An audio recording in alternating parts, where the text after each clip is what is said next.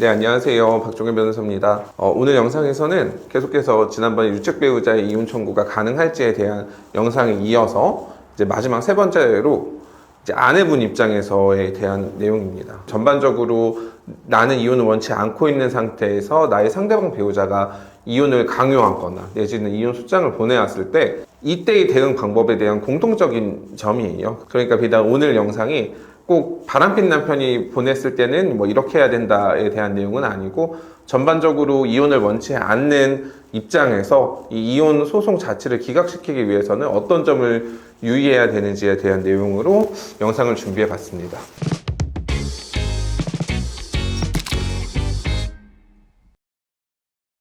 자, 그래서 저는 한 세 가지 정도 주의할 점을 생각해 봤는데요. 자, 첫 번째는 흔히 말하는 유책주의와 파탄주의는 무의미하다. 지난 영상에서도 보셨잖아요. 결국 유책주의와 파탄주의의 대립은 저는 이렇게 말하죠. 강학상 논의에 불과하다. 뭐 조선시대 노론소론 뭐 이런 사람들 매일 싸웠다고 하는 것처럼 마찬가지입니다. 지금 상황에서 유책주의가 우선해, 파탄주의가 우선해. 그러니까 이게 이혼이 돼, 안 돼. 이런 형태로 이론에 터잡아서 어떤 가정법원에서 결론을 내리지 않아요. 왜냐면 이혼이라고 하는 것은 단순한 이론이 아니잖아요. 단순히 어떤 가상의 세계가 아닙니다. 어린 아이들이 있고 남편과 아내의 어떤 삶이 청산돼야 되는 이런 과정에서 어떻게 보면 지극히 현실적인 문제인데 단순한 이론상의 어떤 문제로 이 현실의 문제를 해결하느냐? 그렇지 않다는 겁니다.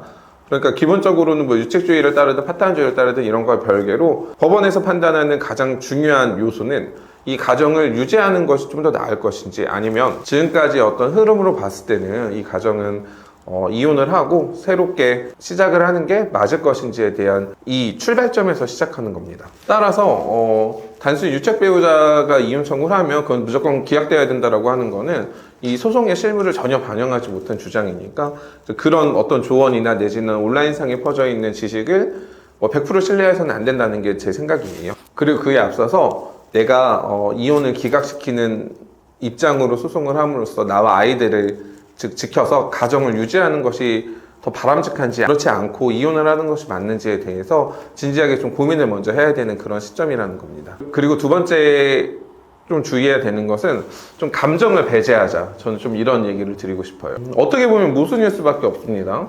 오늘 영상의 제목처럼 남편이 일단 바람 펴가지고 막 다 그런 것도 들켰는데 미안하다고 해야 될 것 같긴 한데 오히려 나한테 이혼을 요구한단 말이죠. 왜 저렇게 떳떳하지? 도대체 내가 피해자인데 왜 이런 수모를 내가 당해야 돼? 하는 생각에 끝이 오면 그 다음부터 이 재판에서의 과정도요 계속해서 의문을 토해내게 돼요. 아니 내가 잘못했어? 이렇게 나오는 거죠. 네가 잘못했잖아. 네 잘못 때문에 내가 여기까지 오게 됐는데 왜 내가 무조건 이혼을 해줘야 돼? 이제 이렇게 대답을 하게 되는 거죠. 이러한 감정적인 행동이 소송에 유리하다고 하면 저도 말리지 않겠습니다. 그런데 전혀 이득이 되지 않아요. 뭐 소송은 제가 늘 말씀드리는 것처럼 전쟁이자 현실과 같지 않습니까? 소송에서 진다는 거는 당연히 전쟁에서 지는 것과 마찬가지니까. 따라서 전략적인 접근이 필요한 사건이기 때문에 일단은 내 마음속에 있는 화나 어떤 나쁜 감정을 내려놓는 것이 이 소송에서 어떻게 보면 매우 기본적인 입장일 수밖에 없는 겁니다. 이 부분은 지난 영상에서 제가 2022년에 나온 대법원 판결을 설명드렸었잖아요. 그 판결에서는 이제 유책 배우자의 이혼 청구를 인정하는 구체적인 사례를 언급했다 이렇게 했지만 이미 예전에도요. 유책 배우자가 이혼 청구를 했을 때 그 상대방 배우자 즉 피고 쪽에서 계속 화만 내는 경우 뭐 내가 왜 이혼을 해줘야 돼? 뭐 쉽게 말하면 내가 남편이랑 같이 잘 살아보겠다고 하는 게 아니라 뭐 나 버리고 그년이랑 살려고 하는 거지.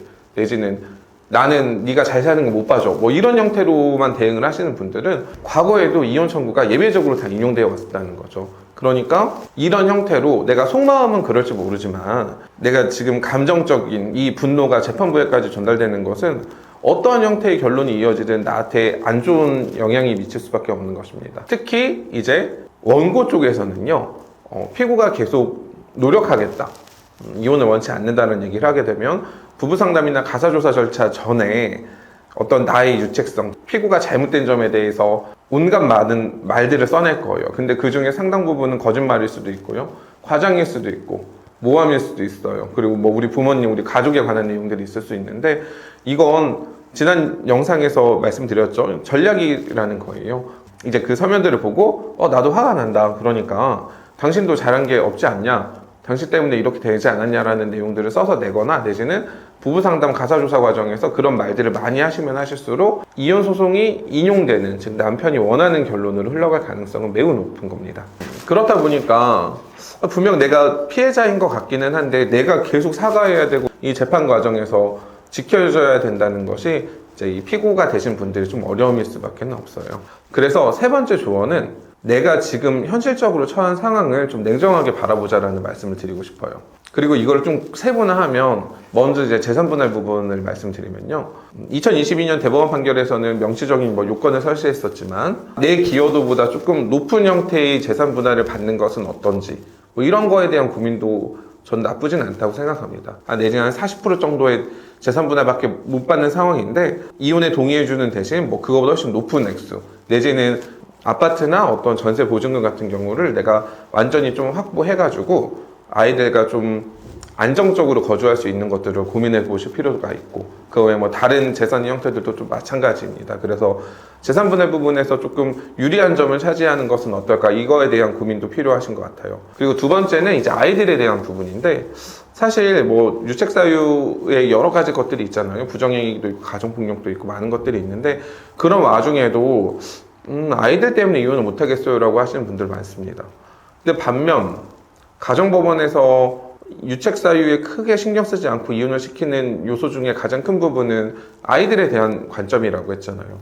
이렇게 엄마 아빠의 불화가 있는 속에서 아이가 자라나는 것이 좋을지 아니면 엄마가 조금 다소 경제적으로는 이제 아빠와 지낼 때보다는 부족할 수는 있지만 엄마와 안정적으로 화목하게 지내는 것이 아이들에게 나을지 분명히 후자가 낫다라는 게 많은 부분에서 사실 좀 증명이 되고 있습니다.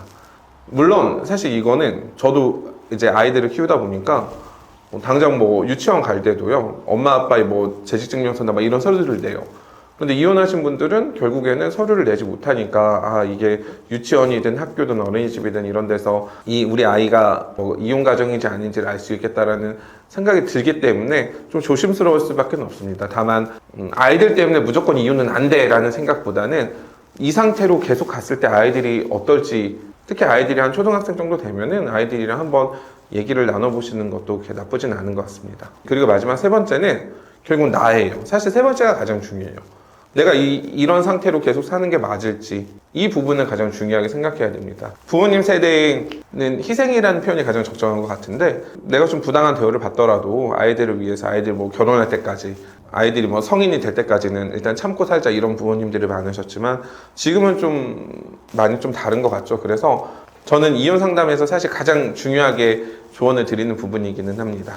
사실 이게 결론적으로 이혼 소장을 받은 입장에서 이혼 소송 자체를 기각시키는 것은 사실상 쉽지는 않습니다.